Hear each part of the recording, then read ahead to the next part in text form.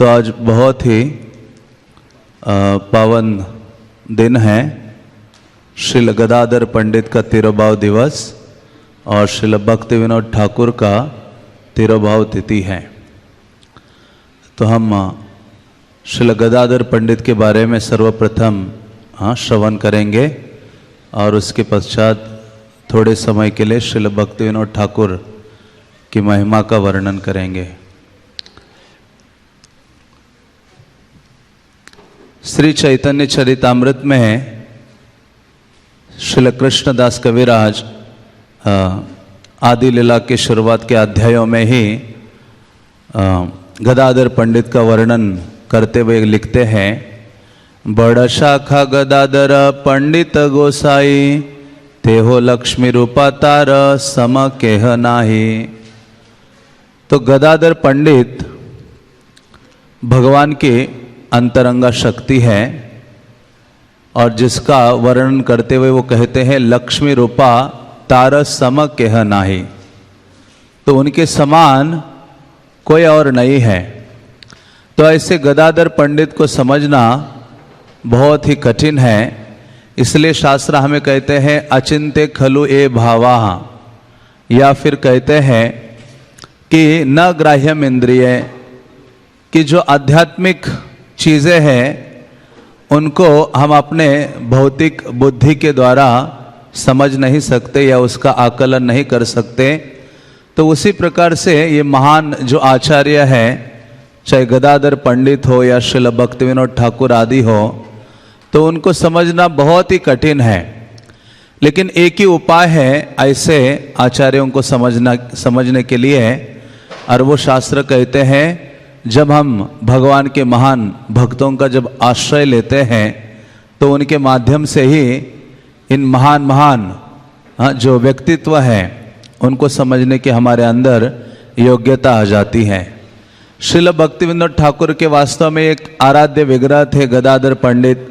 श्रील भक्ति विनोद ठाकुर गौर गदाधर की आराधना किया करते थे।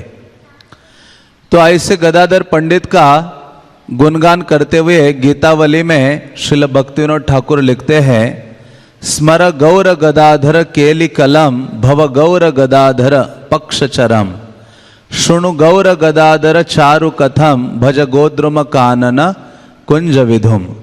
तो वहाँ भक्ति विनोद ठाकुर कहते हैं कि व्यक्ति को स्मर गौर गदाधर केली कुलम, कि गदाधर पंडित और श्री चैतन्य महाप्रभु के जो दिव्य कार्यकलाप है उसका स्मरण करना चाहिए।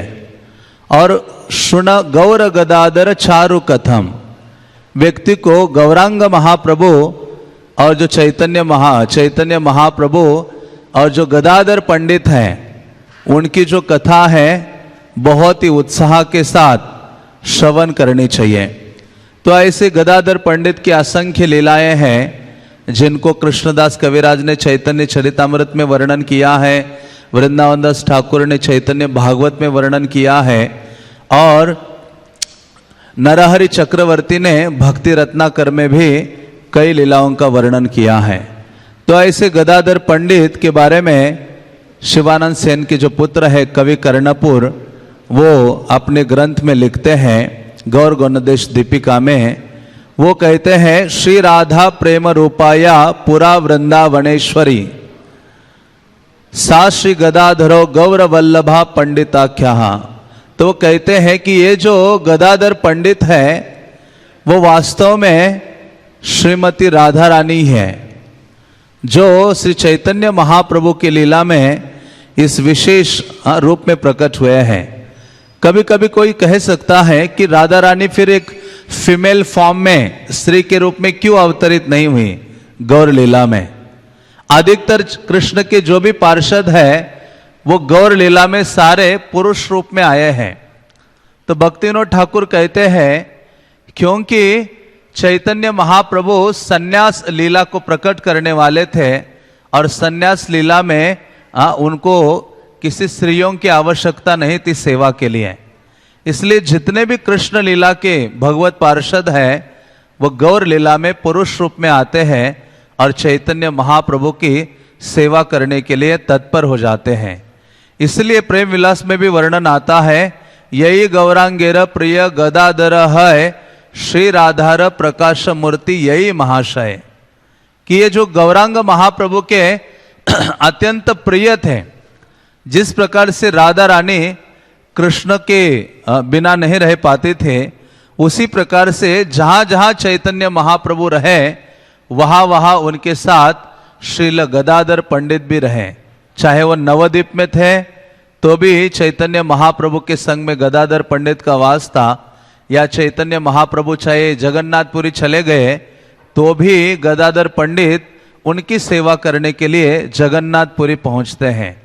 तो ऐसे गदाधर पंडित का वर्णन प्राप्त होता है चैतन्य चरितामृत में, और उनको विशेष रूप से कृष्णदास कविराज कहते हैं कि वो कृष्ण की अंतरंगा शक्ति है, शक्ति तत्व है। बल्कि भक्ति सिद्धांत सरस्वती महाराज कभी कभी देखते थे कि बंगाल में लोग दुर्गा की, चंडी आदि की उपासना कर रहे हैं, और अपने आप को वो लोग शाक्त कहलाते थे कि हम बड़े शाक्त हैं, शक्ति के उपासक।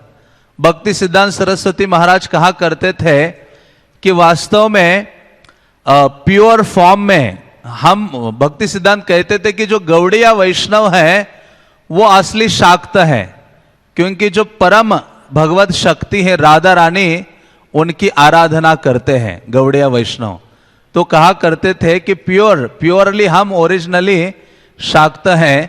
तो ऐसा भक्ति सिद्धांत सरस्वती अपने शिष्यों के बीच वर्णन किया करते थे। तो वही श्रीमती राधा रानी चैतन्य लीला में गदाधर पंडित के रूप में प्रकट होती हैं। और विशेष रूप से जनरली देखा जाए शास्त्रों में राधा कृष्ण का वर्णन अधिक रूप से प्राप्त होता है, और वही राधा कृष्ण गौर लीला में गौर गदाधर है। तो लेकिन अधिकतर रूप में श्रील प्रभुपाद ने एक विशेष हमें अवसर प्रदान किया है। उन्होंने गौर गदाधर की आराधना ना देकर हमें कौन सी आराधना दी है? गौर निताई की आराधना दी है। बल्कि प्रभुपाद गौड़िया मठ में ही थे शुरुआत के दिनों में, लेकिन वहां नित्यानंद प्रभु का आराधना देखा नहीं जाता है, गौर निताई नहीं प्राप्त होंगे। बहुत रेयर किसी मंदिरों में उनके गौर निताइयों के दर्शन होते हैं। अधिकतर राधा कृष्ण गौरांग महाप्रभु, या फिर राधा कृष्ण, या किसी किसी स्थानों में गौर गदाधर को देखा जाता है। तो गदाधर की वार्षिप, गौर गदाधर की वार्षिप, ये बहुत उन्नत स्तर है। हाँ, लेकिन चैतन्य महाप्रभु और नित्यानंद प्रभु की कृपा प्रदान करने के लिए श्रील प्रभुपाद ने हमें गौर निताय इंट्रोड्यूस की है। वास्तव में हर एक जीव की जो आध्यात्मिक जर्नी शुरू होती है उसमें पंच तत्व का बहुत बड़ा रोल है। हाँ, क्योंकि किसी भी व्यक्ति का आध्यात्मिक जीवन शुरू होता है तो कोई ना कोई उस व्यक्ति के लिए प्रार्थना करता है सर्वप्रथम कि हाँ, ये व्यक्ति भक्त बन जाए। जिस प्रकार से नवद्वीप में गदाधर पंडित थे जो प्रार्थना करते थे कि ये जो निमाई है वो भक्त बन जाए, ये भक्त बनेगा तो सारा नवद्वीप भक्त बन सकता है। तो इसलिए आचार्यगण कहते हैं कि ये जो प्रार्थना करने का जो कार्य है जीवों के लिए, वो दो व्यक्तित्वों के पास है इस पंचतत्व में। एक है अद्वैत आचार्य और दूसरे है गदाधर पंडित। अद्वैत आचार्य सदैव जीवों के कल्याण करने की कामना करते हैं। वो सदैव सोचते हैं कि हाँ, इसका भी भला हो जाए, ये भी कृष्ण की सेवा में लग जाए। तो अद्वैत आचार्य सदैव जीवों के कल्याण की कामना करते हैं, और वो प्रार्थना करते हैं कि जो जीव है भगवान का भक्त बने, उनकी सेवा में लगे। और वही से उसी प्रकार की मनोवांछा गदाधर पंडित की भी है। गदाधर पंडित भी जीवों के लिए यही सदैव प्रार्थना करते हैं कि वो भक्त बन जाए। और लेकिन इसके बाद मानो कोई व्यक्ति प्रार्थना करता है, लेकिन उस व्यक्ति के पास जाकर प्रचार करने का कार्य किसने किया है? पंचतत्व में नित्यानंद प्रभु ने किया है। तो ये पंचतत्व का ये सिस्टमैटिक रोल है। अद्वैत आचार्य के पास प्रार्थना करने का कार्य है, और नित्यानंद प्रभु सीधा उसके पास जाते हैं, घर में घुसते हैं और जाकर उसको बोलते हैं, बोलो कृष्णा, भजो कृष्ण, करो कृष्ण शिक्षा। हाँ, कि आप क्या सीधा प्रचार करते हैं, उसको कृष्ण भक्ति देने का प्रयास करते हैं। और जब व्यक्ति कोई प्रचारित हो जाता है और वो आंदोलन में आता है तो फिर उसके लिए सेवा देने का कार्य कौन करते हैं? श्रीवास पंडित। श्रीवास पंडित का ही एक्सपेंशन है। जो व्यक्ति क्या करता है? भक्तों को सेवा में नियुक्त करता है। लेकिन सेवा तक तो ठीक है, लेकिन उसके बाद वो जो भक्त आया है उसका पोषण करने का काम कौन करता है? गदाधर पंडित करते हैं। इसलिए कहा गया, जैसे प्रभुपाद ने कहा कि अभी बहुत प्रचार हो गया, बहुत भक्त आ गए, अभी आप क्या करो? सत्स्वरूप महाराज को जो लेटर लिखा था प्रभुपाद ने कहा बॉयल द मिल्क, अभी दूध को बहुत गाढ़ा बनाओ। हाँ, तो उसी प्रकार से गदाधर पंडित क्या करते हैं? कोई व्यक्ति आ जाता है तो उसको मानो शास्त्रों के प्रति उसका आसक्ति बढ़ाते हैं। सखोल अंडरस्टैंडिंग प्रदान करने का जो कार्य है एक प्रकार से गदाधर पंडित के पास है, और जिसके द्वारा व्यक्ति का जो डीप अनुराग है वो कृष्ण के लिए हो जाता है।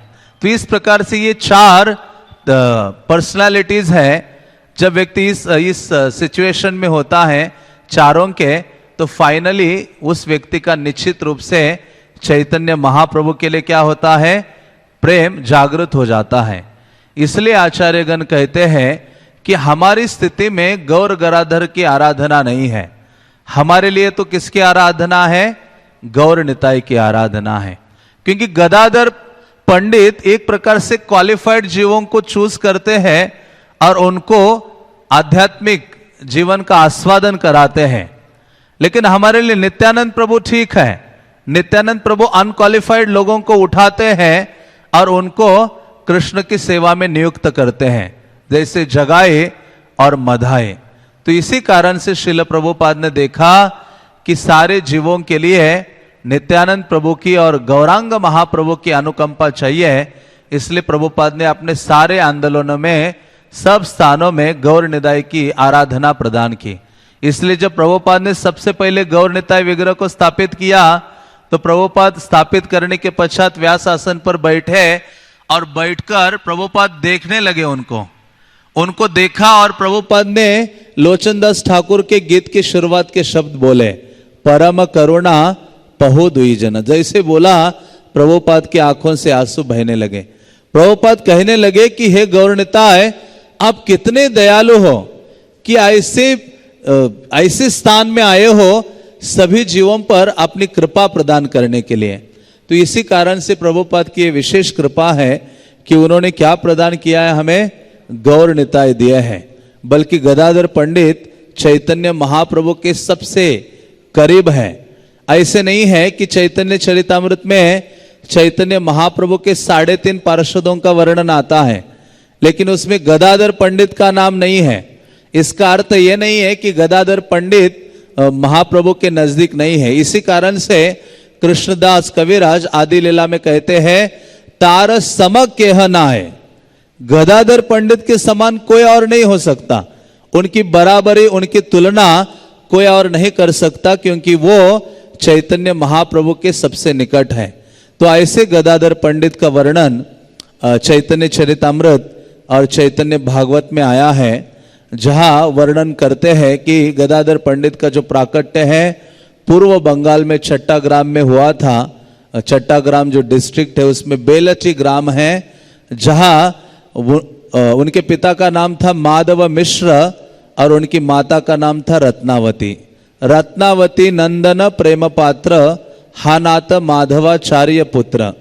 कभी कभी भक्त लोग जब गदाधर पंडित के पिता का नाम लिखते हैं या बोलते हैं तो वो मध्वाचार्य कहते हैं। तो मध्वाचार्य नहीं है, वो क्या है? माधव आचार्य है। तो ऐसे माधव आचार्य के यहाँ गदाधर पंडित का प्राकट्य होता है। और क्योंकि उनकी जो माता थी रत्नावती, उनका घर नवद्वीप था, इसी कारण से जो गदाधर पंडित है वो आकर नवद्वीप में निवास करते हैं और चैतन्य महाप्रभु के निकट ही गदाधर पंडित का घर था। तो कई ग्रंथों में वर्णन आता है कि बाल्यकाल में भी चैतन्य महाप्रभु के साथ उनकी कई लीलाओं को देखा जाता है। बल्कि वृंदावन दास ठाकुर कहते हैं कि गदाधर पंडित चैतन्य महाप्रभु के साथ एक ही टोल में, एक ही पाठशाला में पढ़ा करते थे। गंगादास का जो टोल था उसमें गदाधर पंडित चैतन्य महाप्रभु के साथ पढ़ा करते थे, और गदाधर पंडित बचपन से ही कृष्ण के महान भक्त थे। कृष्ण के लिए उनके हृदय में बहुत अत्यधिक अनुराग था। इसी कारण से जब नवद्वीप में ईश्वरपुरी का आगमन हुआ था तो ईश्वरपुरी की सेवा करने के लिए गदाधर पंडित तत्पर रहा करते थे। गदाधर पंडित ने ईश्वरपुरी की कई सेवा की नवद्वीप में, और ईश्वरपुरी उनसे बहुत अधिक प्रभावित थे। उन्होंने कहा ये छोटा सा ही बालक है, लेकिन इसको वैष्णव सेवा में और कृष्ण की सेवा में, कृष्ण का जो नाम रूप गुण लीला आदि है उसमें बहुत गहरा अनुराग है। इसलिए ईश्वरपुरी जितने दिन नवद्वीप में रहे, प्रतिदिन अपना जो ग्रंथ है, उन्होंने ग्रंथ लिखा था कृष्ण लीलामृत, उसका वो वर्णन करते थे, और ये गदाधर पंडित उनके पास बैठकर निरंतर सुना करते थे। वृंदावन दास ठाकुर लिखते हैं कि जब ये कृष्ण लीलामृत ग्रंथ को सुनते थे तो उनके आंखों से आंसुओं की धारा अत्यधिक मात्रा में बहती थी, रोमांच खड़े हो जाते थे, और ईश्वरपुरी उनसे बहुत प्रभावित हो जाते थे कि ये छोटा सा बालक है, लेकिन देखो कृष्ण लीला सुनने मात्र से इसका हृदय गदगद हो जाता है, कृष्ण के लिए रो पड़ता है। तो ऐसे गदाधर पंडित बचपन से ही चैतन्य महाप्रभु के निकट ही थे, एक ही स्कूल में पढ़ा करते थे, और जब पाठशाला से आ जाते थे और ये गौर सुंदर जब गदाधर पंडित को मिलते थे तो कभी कभी चैतन्य महाप्रभु या गौर सुंदर गदाधर को ऐसे पकड़ लेते थे रास्ते में। एक बार ऐसे ही जब गदाधर पंडित वहां से आ रहे थे तो गौर सुंदर ने उनको देखा, और जैसे वो नजदीक आए उनके दोनों हाथ पकड़ लिए गदाधर के। जैसे दोनों हाथ पकड़े, गदाधर को कहा, गदाधर मैं अभी कुछ पूछने जा रहा हूं तुम्हें, आप मुझे उसका उत्तर दो। हाँ, तो इन्होंने क्या पूछा? चैतन्य महाप्रभु उनको पूछते गदाधर को, कह देखिए मुक्तिर लक्षण की, मतलब हे गदाधर आप मुझे बताओ मुक्ति का लक्षण क्या है, या किसे मुक्ति कहा जाता है। तो गदाधर पंडित शास्त्रों में बहुत प्रवीण थे। गदाधर पंडित ने जितनी भी शास्त्रों में वर्णन आया है मुक्ति से संबंधित, सब कुछ सुना दिया गौर सुंदर को। लेकिन गौर सुंदर कहते, गदाधर तुम्हारी ये जो मुक्ति की व्याख्या है वो सटीक नहीं है, वो ठीक नहीं है, और ठीक ढंग से मुझे मुक्ति की व्याख्या करो। तो फिर गदाधर पंडित कहते हैं, गदाधर बोले आत्यंतिक दुख नाश, यह रे शास्त्र कहे मुक्ति र प्रकाश। उन्होंने कहा आत्यंतिक दुख का नाश होना ही वास्तव में मुक्ति है, यही शास्त्रों का मत है। जैसे ही ये बोला गदाधर पंडित ने, निमाई ने उसका भी खंडन कर दिया। मतलब चाहे आप सही बोलो गलत बोलो, ये गौर सुंदर आपको हमेशा गलत ही स्थापित करेंगे। हाँ, तो ऐसे जैसे इन्होंने बहुत सरल सुंदर और सुव्यवस्थित शास्त्रों के आधार पर व्याख्या की थी, लेकिन गौर सुंदर ने क्या किया, चैतन्य महाप्रभु ने कहा यह व्याख्या उचित नहीं है, उसका भी खंडन कर दिया और कहा कि यह व्याख्या सही नहीं है। तो गदाधर पंडित कहते हैं कि इसके निकट नहीं रहना है, इससे दूर चले जाना चाहिए। हाँ, ये चाहे इसको सही व्याख्या बताओ या गलत व्याख्या बताओ, ये कभी प्रशंसा नहीं करता है, स्वीकार नहीं करता है। तो गदाधर पंडित वहां गौर सुंदर को प्रणाम करते हैं और वहां से निकल पड़ते हैं। तो ऐसे चैतन्य महाप्रभु के संग में, बल्कि जगदानंद पंडित ने प्रेम विवर जो ग्रंथ लिखा है उसमें उन्होंने और भी बाल्यकाल की कई लीलाओं का वर्णन किया है। छोटी आयु में गदाधर के बिना महाप्रभु नहीं रहा करते थे। एक दिन गदाधर नहीं दिखाई दिए तो महाप्रभु को बहुत अधिक विरह या उनसे विरह की अनुभूति होती थी। तो ऐसे जो चैतन्य महाप्रभु है निमाए, जब गया गए थे और गया जाकर ईश्वरपुरी से मिले, ईश्वरपुरी के चरणों का उन्होंने आश्रय ग्रहण किया और आते समय उन्होंने कनाई नटशाला में कृष्ण के दर्शन किए। और जैसे नवद्वीप वापस आए तो जो बहुत ही उद्धट स्वभाव के गौर सुंदर है चैतन्य महाप्रभु या निमाए, वो नवद्वीप में आते ही बहुत अधिक विनम्र हो गए, सभी से बहुत अधिक विनम्रता से बात करते थे, सभी की प्रशंसा आदि करते थे। और ऐसा उनमें इतना बदल आ गया कि जो निमाई पंडित आज तक केवल 2 चीजों के लिए रोए थे। एक तो उनके भाई ने जब सन्यास ग्रहण किया विश्वरूप ने, तब निमाई पंडित रोए थे, क्रंदन किया था। और एक जगन्नाथ मिश्र ने जब शरीर छोड़ा, तब निमाई पंडित रोए थे। उसके बाद जो रोए वो हमेशा के लिए रोते रहे। किसके लिए रोए? कृष्ण के लिए रोए। क्योंकि उन्होंने गया में जैसे ही विष्णु के चरण कमल देखे, उसको एक पदी कहा जाता है, भगवान विष्णु के एक चरण चिन्ह है। जैसे ही देखे, चरणों की महिमा को सुना, तो महाप्रभु या निमाई बहुत क्रंदन करने लगे। और तब से उनके हृदय में कृष्ण के प्रति जो विरह की भावना है वो अत्यधिक बढ़ने लगी। और उसी विरह की भावना को लेकर वो जैसे नवद्वीप में आए, नवद्वीप में आकर उन्होंने गया में जो जो घटित हुआ था वो सभी भक्तों को बताना शुरू कर दिया। और सभी लोग अचंभित हो गए कि ये निमाई इतना विनम्र कैसे हो गया और ये कृष्ण के लिए कैसे रो रहा है। तो ये न्यूज पूरे नवद्वीप में फैली। और ये न्यूज कहां पहुंची? श्रीवास ठाकुर के आंगन में। श्रीवास ठाकुर का आंगन में एक कुंद वृक्ष था, जहां सारे नवद्वीप के भक्त आकर पुष्प चयन किया करते थे। वृंदावन दास ठाकुर कहते हैं वो साधारण वृक्ष नहीं था, वो तो कल्पतरु था। प्रतिदिन उसमें नए नए पुष्प आते थे, असंख्य पुष्प आते थे। और भगवान की आराधना करने के लिए सारे वैष्णव वहां से पुष्प चयन करके ले जाया करते थे। तो श्रीवास पंडित के जो भाई है श्रीराम पंडित, ये भक्त लोग वहां पुष्प चयन कर रहे थे। तो श्रीमान पंडित हंसते हुए आए। जैसे हंसते हुए आए तो भक्तों ने पूछा, अरे आज बहुत खुश हो, बहुत हंस रहे हो? तो उन्होंने कहा, एक बहुत सुंदर न्यूज मैं आपको बताने वाला हूं। भक्तों ने पूछा, क्या समाचार है? उन्होंने कहा कि निमाई वैष्णव हैल, कि जो निमाई है वो वैष्णव बन गए हैं। तो श्रीवास ठाकुर आनंदित हो गए। श्रीवास ठाकुर कहते हैं कि हमारे गोत्र की बढ़ोतरी हो गई है, भक्तों की संख्या वास्तव में बढ़ गई है। तो उस समय ये सब वार्तालाप हो रहा था। तो श्रीराम पंडित ने कहा कि हमें निमाई ने बुलाया है शुक्लांबर ब्रह्मचारी के घर में, इसलिए बुलाया है कि वहां अपने हृदय के जो रहस्य है वो प्रकट करने वाला है। तो गदाधर पंडित भी वहां थे। ये जब भक्तों के बीच में ये चर्चा हो रही थी तो गदाधर पंडित वहां थे। और गदाधर पंडित ने ये चीज सुनी तो गदाधर सोचते हैं कि मैं भी शुक्लांबर ब्रह्मचारी के घर में जाऊंगा और ये निमाई क्या बोलने जा रहे हैं, उनके हृदय के क्या भाव है, उसको मैं भी जाकर सुनूंगा। तो ये सब भक्त वहां पहुंचते हैं शुक्लांबर ब्रह्मचारी के घर में, जिनका घर नदी के गंगा के तट पर ही था। तो गदाधर पंडित जाते हैं उनके घर में और अंदर के कमरे में जाकर छुप जाते हैं। तो जैसे ही चैतन्य महाप्रभु का आगमन होता है निमाई का, निमाई वहां आ जाते हैं। जैसे आते वहां और भक्तों के सामने बताते हैं गया के बारे में, भगवान कृष्ण के बारे में वर्णन करते हैं।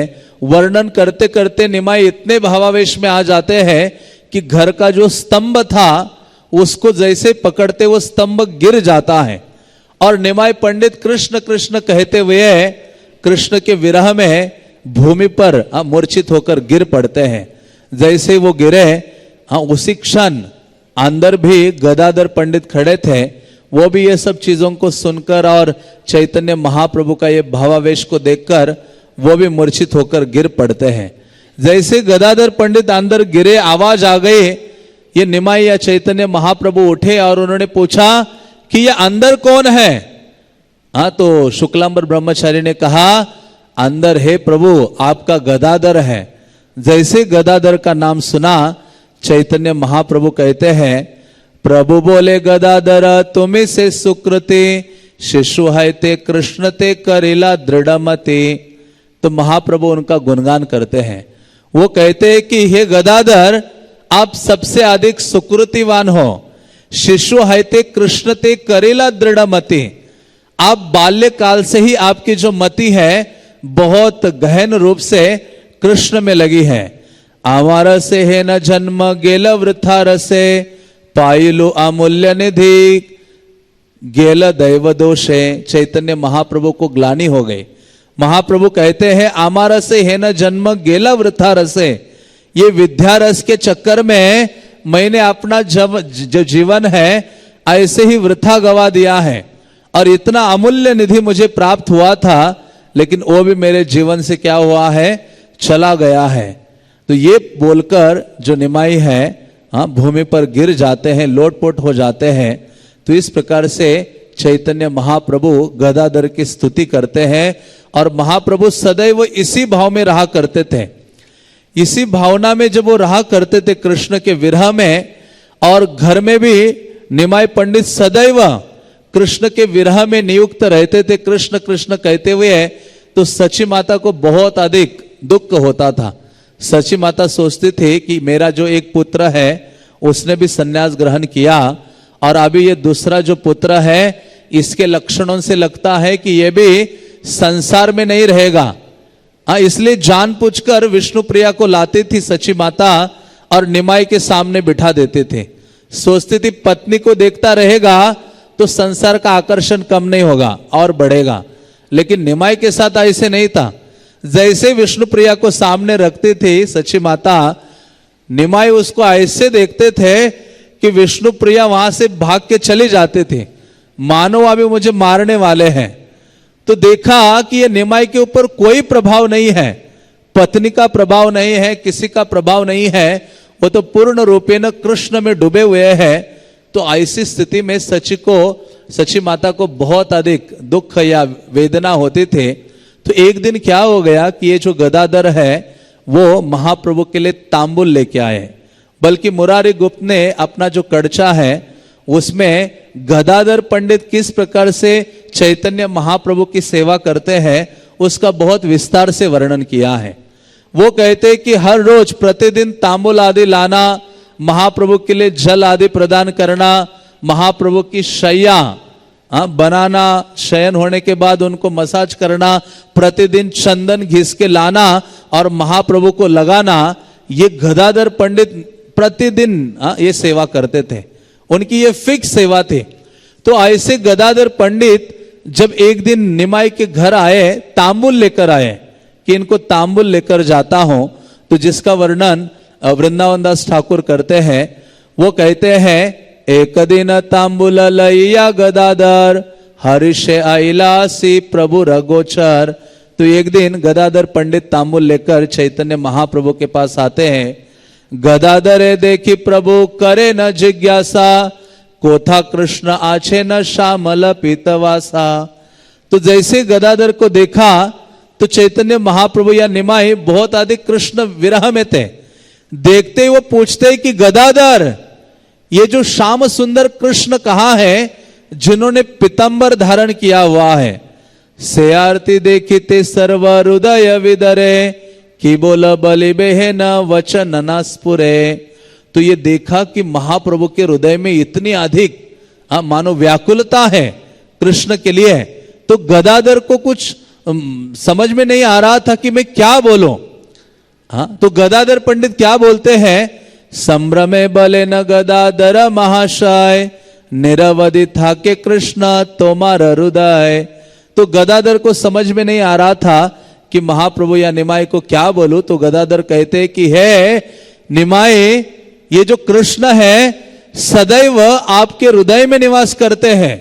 आपके हृदय में निरवधि था के तोमार हृदय, आपके हृदय में निरंतर कृष्ण निवास करते हैं।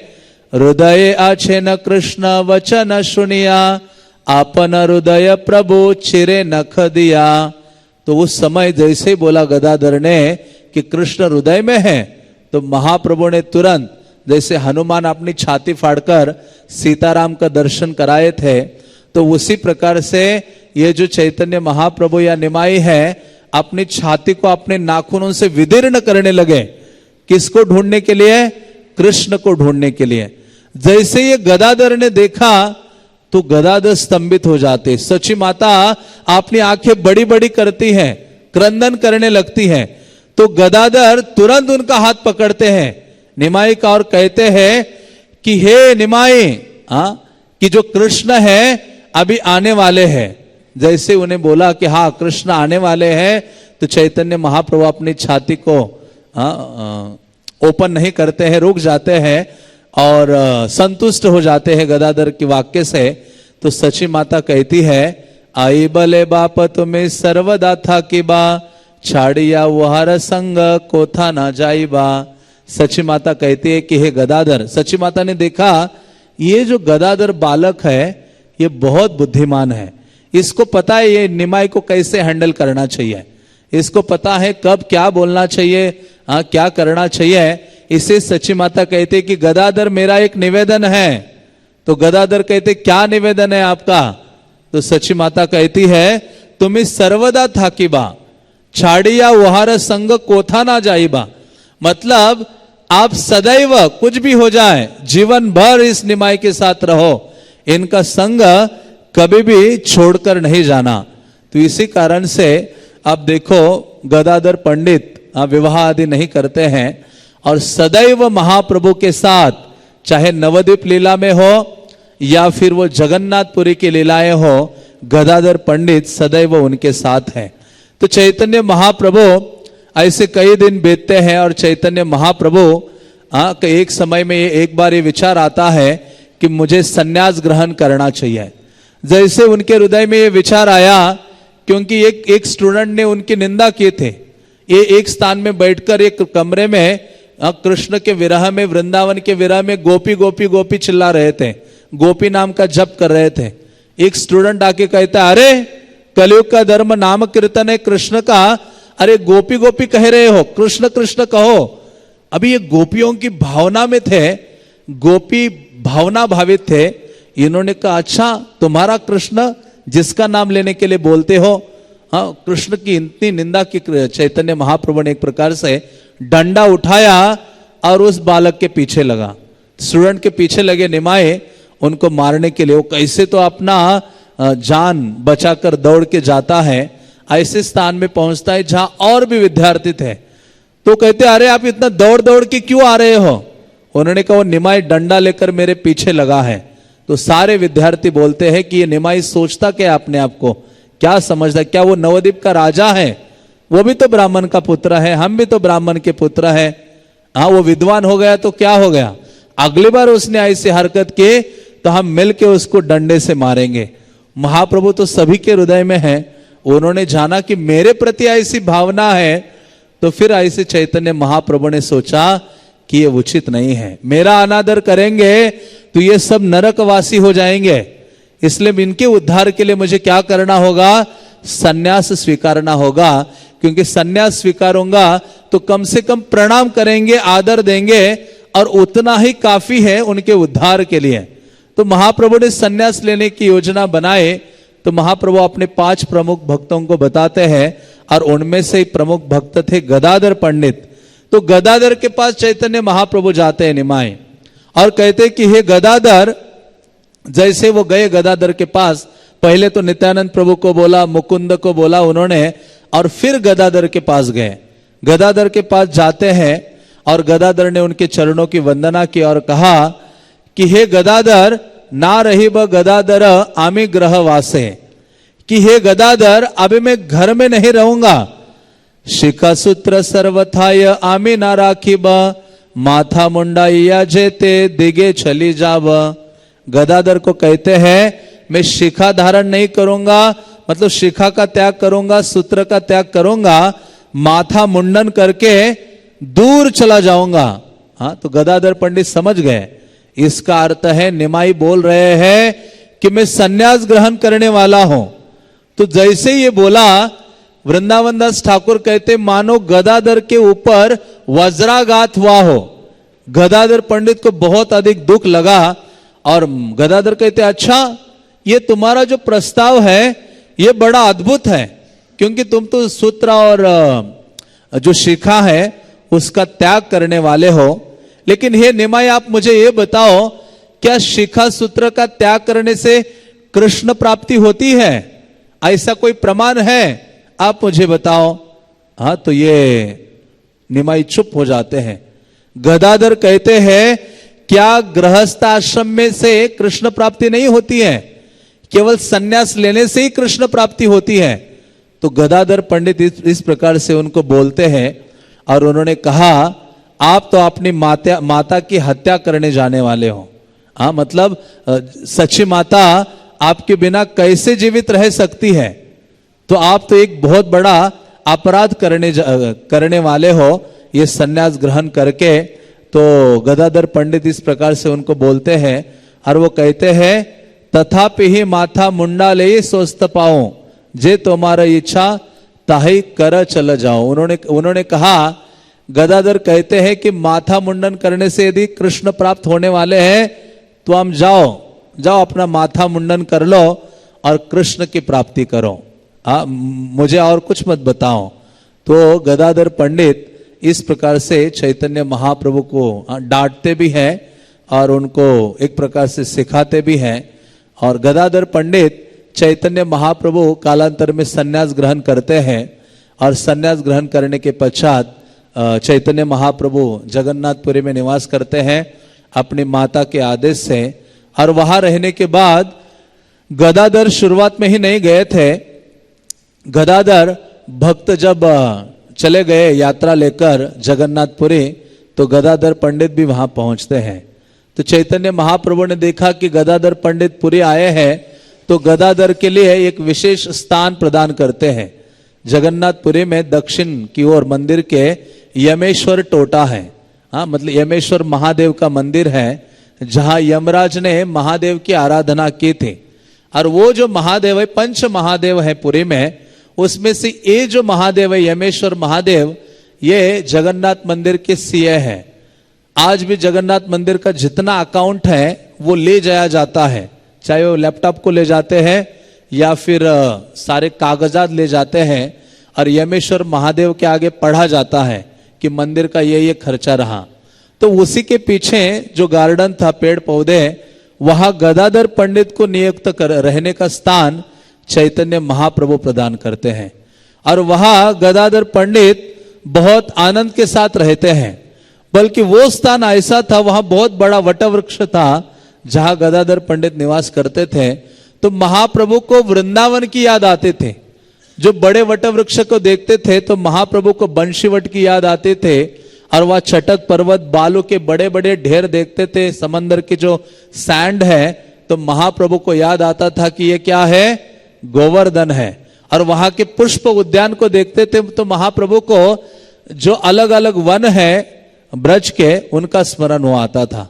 तो चैतन्य महाप्रभु वहां पहुंचते थे। वहां समंदर भी बहुत नजदीक है। समंदर को देखकर चैतन्य महाप्रभु को यमुना का दर्शन होता था, वो यमुना समझ लेते थे। तो ऐसे सुंदर स्थान में गदाधर पंडित को निवास प्रदान किया और गदाधर पंडित वहां निवास करने लगे। और प्रतिदिन हम सुनते हैं कि प्रतिदिन चैतन्य महाप्रभु गदाधर पंडित से भागवत सुनने के लिए जाया करते थे। ऐसे नहीं था कि गदाधर पंडित आते थे महाप्रभु के पास भागवत सुनाने। महाप्रभु जाते थे उनके पास स्वयं भागवत सुनने के लिए। और एक निरंतर, बल्कि वृंदावन दास ठाकुर कहते हैं कि प्रतिदिन 2 स्थानों में भागवत सुना करते थे। कभी कभी नरेंद्र सरोवर के तट पर गदाधर बैठते थे और महाप्रभु अपने संगियों के साथ भागवत सुनते थे। और कभी कभी ये टोटा गोपीनाथ का जो गार्डन है वहां बैठकर गदाधर पंडित से महाप्रभु भागवत सुनते थे। और अधिकतर ध्रुव महाराज का चरित्र और प्रहलाद महाराज का चरित्र 100 से अधिक बार चैतन्य महाप्रभु ने श्रवण किया। और ऐसे ही एक दिन चैतन्य महाप्रभु जब श्रवण कर रहे थे, श्रवण करते करते एक भागवत का श्लोक बोला जिसमें कृष्ण के प्रति विरह की भावना का उदय चैतन्य महाप्रभु के हृदय में हो गया। इतना अधिक विरह हो गया, चैतन्य महाप्रभु वहां बैठे थे सैंड में और गदाधर सामने बैठे थे और भी भक्त वैष्णवगण वहां बैठे थे। तो गदाधर ने जब वो सुनाया उस श्लोक, तो ये जो चैतन्य महाप्रभु है वो कहने लगे कि हे गदाधर, हमारा प्राणनाथ कोथा है, मेरे प्राणनाथ जो कृष्ण है वो कहाँ है। ऐसे बोलते रहे और अपने हाथ से जो सैंड है चैतन्य महाप्रभु अलग करने लगे, ऐसे खोदने लगे एक प्रकार से हाथ से। तो ऐसे सैंड अलग करते ही चैतन्य महाप्रभु को जो कृष्ण है उनका मुकुट दिखाई दिया। जैसे मुकुट दिखाई दिया, गदाधर को पूछते हैं, हे गदाधर, इस स्थान में मुझे एक अमूल्य निधि प्राप्त हुई है, हे गदाधर तुम आओगे यहां और इस अमूल्य निधि को स्वीकार करोगे? तो गदाधर भागवत को बंद करके महाप्रभु के पास आते हैं और बल्कि वहां से ही वो बोलते हैं, हे प्रभु, आप जो भी निधि मेरे लिए प्रदान करोगे उसको मैं अपने मस्तक का आभूषण बनाऊंगा, मतलब उसको सदैव कहा सर पे धारण करूंगा। तो चैतन्य महाप्रभु ने कहा, गदाधर इधर आओ, इधर आओ। तो गदाधर आते हैं और वो देखते गदाधर कि कृष्ण का जो विग्रह है उसका मुकुट दिखाई दे रहा था। तो गदाधर के साथ चैतन्य महाप्रभु वो जो मिट्टी है, बालू है, उसको और अलग करते हैं और उनमें से उनको गोपीनाथ के विग्रह प्राप्त होते हैं, कृष्ण के विग्रह। और वो जो विग्रह है प्राप्त होते तो महाप्रभु उसका नामकरण करते हैं। महाप्रभु कहते ये गोपीनाथ है, क्योंकि इनके साथ ललिता है और इनके साथ कौन है? श्रीमती राधा रानी है, कच्छपी वीणा को लेकर। तो इस प्रकार से गोपीनाथ का प्राकट्य महाप्रभु कराते हैं और उनको प्रदान करते हैं। हाँ, गदाधर पंडित को प्रदान करते हैं। तो गदाधर पंडित के जो गोपीनाथ है उनके सौंदर्य का वर्णन कई श्लोकों में वृंदावन दास ठाकुर ने किया है। वो कहते हैं, गदाधर भवने मोहन गोपीनाथ आछेन यैछेन नंद कुमार साक्षात। किसी को साक्षात नंद महाराज के पुत्र का दर्शन करना है तो उसको जगन्नाथपुरी जाकर छोटा गोपीनाथ का दर्शन करना चाहिए। वृंदावन दास ठाकुर कहते, आछेन एछेन नंद कुमार साक्षात, वो साक्षात कृष्ण है, नंद महाराज के पुत्र है। आपने चैतन्य तारे करी आछे न कोले, आती पाषांडी से विग्रह देखी बुले। तो उस विग्रह को चैतन्य महाप्रभु ने अपने गोद में रखा था, या चैतन्य महाप्रभु ने उसका आलिंगन किया था। कितना ही पाषांडी आदि व्यक्ति क्यों ना हो, वो भी इस भौतिक जीवन को भूल सकता है। देखी श्री मुरली मुख अंगेर भंगिमा, नित्यानंद आनंद आश्रुर नाही सीमा। तो नित्यानंद प्रभु ने जब पहली बार गोपीनाथ को देखा था तो नित्यानंद प्रभु निरंतर क्रंदन कर रहे थे, निरंतर आंसू बहा रहे थे। तो ऐसे गदाधर पंडित को ये जो चैतन्य महाप्रभु हैं गोपीनाथ के विग्रह प्रदान करते हैं और गोपीनाथ अपने सर का आभूषण बनाते हैं। उसका अर्थ है कि गोपीनाथ की सेवा उनका प्राण था और निरंतर गोपीनाथ की सेवा अपने जीवन भर गदाधर पंडित करते रहते हैं। तो ऐसे जो गदाधर पंडित गोपीनाथ की सेवा में व्यस्त थे, तो एक बार नित्यानंद प्रभु नवद्वीप से आए। नवद्वीप से गदाधर पंडित के लिए और उनके गोपीनाथ के लिए कुछ विशेष चीज लेकर आए थे। बल्कि नित्यानंद प्रभु जब यहां से निकले नवद्वीप से, तो उन्होंने कई सारा चावल अपने कंधे में रखा और उनको पता कि गोपीनाथ प्रकट हो गए हैं। तो नित्यानंद प्रभु ने उनके लिए वस्त्र लिए नवद्वीप से और पूरा अपना जर्नी करते हुए वो जगन्नाथपुरी पहुंचते हैं। जैसे ही वो जगन्नाथपुरी पहुंचते हैं तो जगन्नाथ के सेवक जो पंडागण है वो नित्यानंद को देखकर हमेशा हंसा करते थे, खुश रहते थे। क्योंकि जब पहली बार नित्यानंद जगन्नाथपुरी में आए थे तो सीधा अल्टर के ऊपर चढ़कर बलराम का आलिंगन किया था उन्होंने। ये नित्यानंद किसी को मानते नहीं है। वो महाप्रभु तो मूर्छित हो गए थे गर्भगृह में जाकर, लेकिन ये सीधा जाकर क्या किए थे? बलराम का आलिंगन किए थे। तो ये बिल्कुल उनको याद था सारे पंडाओं को कि ये साधारण वो ये नहीं है, व्यक्तित्व नहीं है जो नित्यानंद प्रभु का। तो ऐसे नित्यानंद प्रभु आए तो पुजारियों ने जैसे नित्यानंद आ गए मंदिर के अंदर, उनको सबसे पहले माला उनको पहनाए और वो कहते हैं, नित्यानंद देखी जत जगन्नाथ दास, सभार जन्मिलाति परम उल्लास। नित्यानंद को देख के ही जगन्नाथ के पंडा बहुत उल्लासित हो जाते हैं। जय जनाना चिने से जिज्ञासे कारो ठाए। तो उनमें से कुछ पंडागण जानते नहीं थे ये कौन है। तो दूसरा क्या बोलता था उनको? दूसरा कहता था, सबे कहे यही कृष्ण चैतन्य रे भाई। तो दूसरा पंडा बोलता था कि ये कौन है? कृष्ण चैतन्य का भाई है, ये साधारण नहीं है नित्यानंद प्रभु। तो ऐसे नित्यानंद प्रभु जगन्नाथ का दर्शन करके वो चावल लेकर और वस्त्र लेकर गदाधर के पास पहुंचते हैं। हाँ, गदाधर के पास पहुंचते हैं। बल्कि गदाधर को पता चला कि नित्यानंद अभी आ गए हैं, तो गदाधर भागवत पढ़ रहे थे। नित्यानंद विजय जानिया गदाधर, भागवत पाठ छाड़ी आईला सत्वर। तो तुरंत भागवत का पाठ बंद करते हैं और नित्यानंद का स्वागत करने के लिए, नित्यानंद को अपनी ओर लाने के लिए दौड़ पड़ते हैं गदाधर। दुहे मात्र दुहार श्री वदन, गलाधरी लागिले न करिते क्रंदन।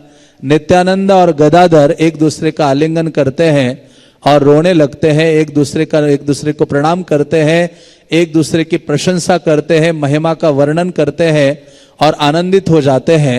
तो ऐसे जब नित्यानंद प्रभु उनको मिले तो उन्होंने कहा, नित्यानंद कहते कि देखो गदाधर, मैं क्या लेकर आया हूं गोपीनाथ के लिए, शुभ्र चावल लाया हूं।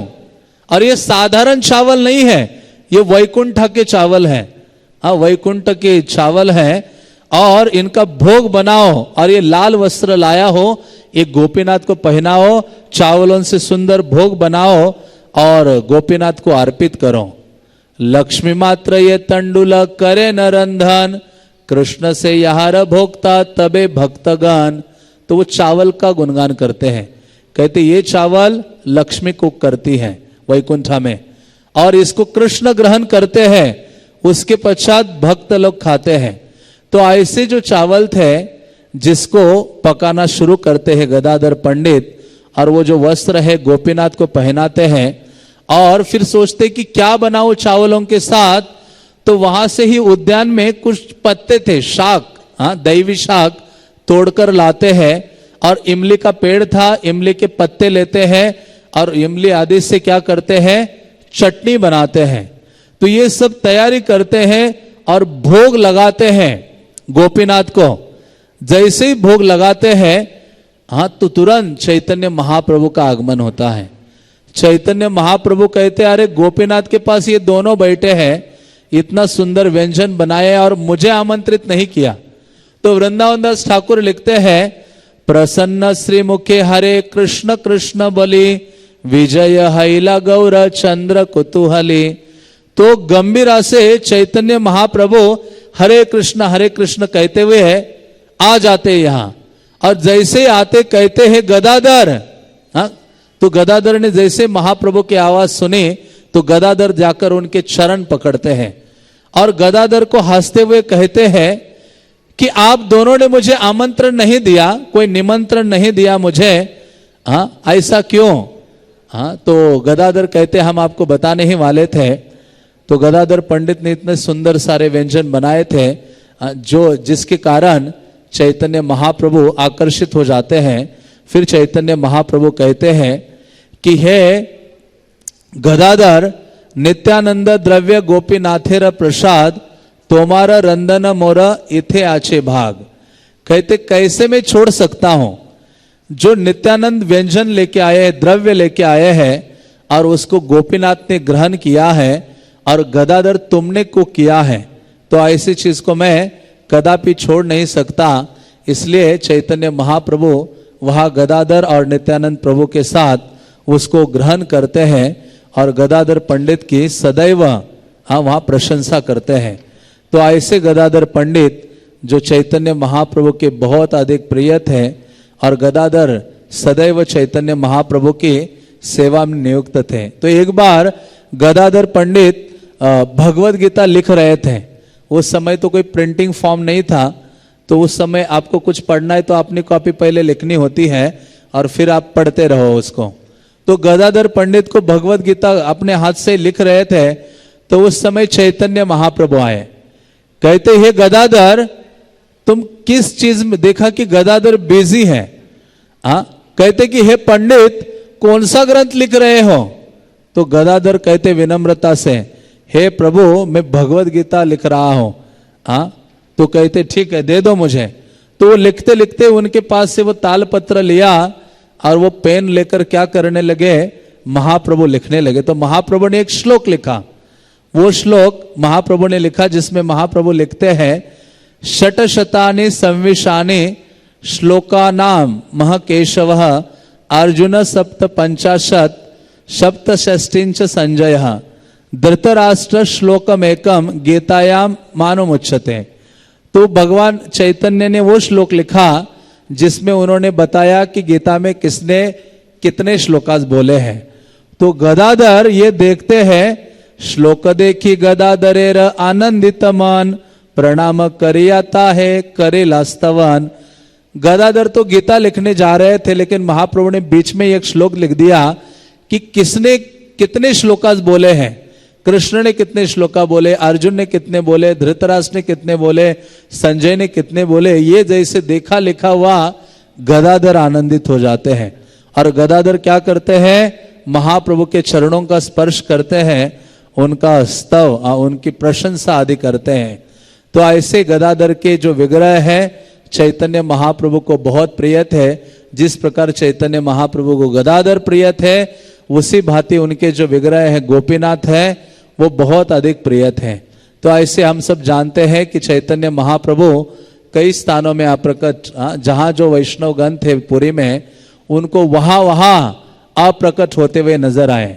किसी को जगन्नाथ टेम्पल में, किसी को समंदर में, और अधिकतर जो वैष्णव महाप्रभु के साथ थे बहुत उदंड कीर्तन कर रहे थे, बहुत जोर जोर से नाच रहे थे, गा रहे थे। और चैतन्य महाप्रभु नाचते नाचते गोपीनाथ का जो गर्भगृह है उसके अंदर जाते हैं, और अंदर जाते हैं तो फिर से बाहर नहीं आते। हाँ, बहुत, मैं पहली बार जगन्नाथपुरी गया था तो उस समय वहां छोटा गोपीनाथ मंदिर के बाहर 2 श्लोक लिखे हुआ करते थे बंगाली भाषा में। वो श्लोक अभी भी मुझे याद है, जिनमें लिखा था कि करीबो कोथा जाबो वाक्य नाही स्फुरे हराइलाम गोरा चांद गोपीनाथ घरे। मानो गदाधर पंडित अपना दुख व्यक्त कर रहे हैं कि करीबो कोथा जाबो वाक्य नाही स्फुरे। मतलब इतना अधिक विरह हो गया चैतन्य महाप्रभु के अप्रकट होने का कि वो कहते कि क्या करो, कैसे कहो, मेरे मुख से कोई वाक्य नहीं निकल रहा है कि हरा इलाम गोरा चांद गोपीनाथ घरे। ये जो गौर चंद्र है वो गोपीनाथ के घर में क्या हो गए हैं, गुम हो गए हैं। गोपीनाथेर घरे गेला दर्शन करते हरा इलाम गोरा चांद गोपीनाथ अंगे थे। तो वो कहते हैं कि ये जो गोपीनाथ का दर्शन करने के लिए चैतन्य महाप्रभु गए, लेकिन क्या हो गया, वो गोपीनाथ के अंग में ही एक प्रकार से विलीन हो गए, अप्रकट हो गए। तो ऐसे जब हुआ तो गदाधर पंडित बहुत अधिक दुखी हो जाते हैं। हाँ, गदाधर पंडित की आयु बहुत अधिक नहीं थी, बल्कि पंच तत्व में जो सबसे अधिक कम आयु वाले हैं वो कौन है, गदाधर पंडित है। लेकिन महाप्रभु जैसे अप्रकट हो गए, गदाधर पंडित बिल्कुल जल्द ही एक प्रकार से वृद्धा जर्जर या वृद्धावस्था को प्राप्त हो गए।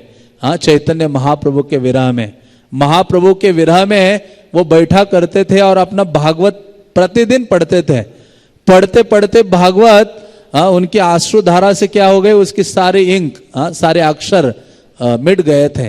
जब श्रीनिवास आचार्य उनसे भागवत सीखने के लिए गए थे, श्रीनिवास आचार्य पहुंचे, प्रणाम किया और कहा कि उन्होंने कहा मुझे आपसे भागवत सीखना है, समझना है, आप कृपा कीजिए। तो उन्होंने अपनी जो कॉपी है वो खोली गदाधर ने, तो देखा कि उसमें सारे अक्षर मिट गए हैं। तो श्रीनिवास आचार्य को कहते हैं गदाधर पंडित कि आप जाओ भागवत लेके आओ। तो ये फिर से आते हैं बंगाल की ओर भागवत की कॉपी लाने, और जब वापस आते कॉपी लेकर तो बीच में ही 2 वैष्णवगण मिलते हैं। श्रीनिवास आचार्य को कहते हैं कि अभी जगन्नाथपुरी में गदाधर पंडित भी नहीं रहे, गदाधर पंडित अप्रकट हो गए हैं। तो ऐसे जो गदाधर पंडित हैं, हाँ, वो चैतन्य महाप्रभु के अति प्रिय पार्षद थे। और अप्रकट होने के पूर्व हम सुनते हैं कि गोपीनाथ की जो विग्रह है पहले खड़ी मतलब त्रिभंग रूप में हुआ करते थे, लेकिन गदाधर ने सोचा कि मैं अभी उनकी सेवा नहीं कर पाऊंगा, उनको हार नहीं पहना पाऊंगा, तो किसी और को नियुक्त करता उस सेवा में। तो ऐसे कहा जाता है।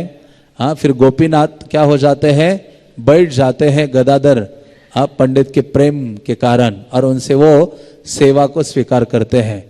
तो ऐसे गदाधर पंडित अप्रकट होने के पूर्व उन्होंने अपने जो बड़े भाई हैं उनके पुत्र थे वाणीनाथ और उन्हीं के पुत्र थे नयनानंद, उनको बुलाया और उनको कहा, हे नयनानंद, हाँ आप क्या करो, प्राण जाए लेकिन गोपीनाथ की सेवा को छोड़ो नहीं। गोपीनाथ की सेवा बहुत अधिक प्रेम से करो, क्योंकि चैतन्य महाप्रभु के ये बहुत अधिक प्रिय विग्रह है। तो इस कारण से उनको उन्होंने सेवा में नियुक्त किया। और एक समय आया जब गदाधर पंडित आज के दिन जगन्नाथपुरी में और उसी गोपीनाथ के ही मंदिर में ही वहाँ अप्रकट हो जाते हैं।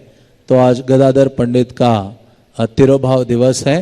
गदाधर पंडित से हमें प्रार्थना करनी चाहिए और गदाधर पंडित से निवेदन करना चाहिए कि चैतन्य महाप्रभु के चरणों में थोड़ा सा अनुराग प्राप्त हो।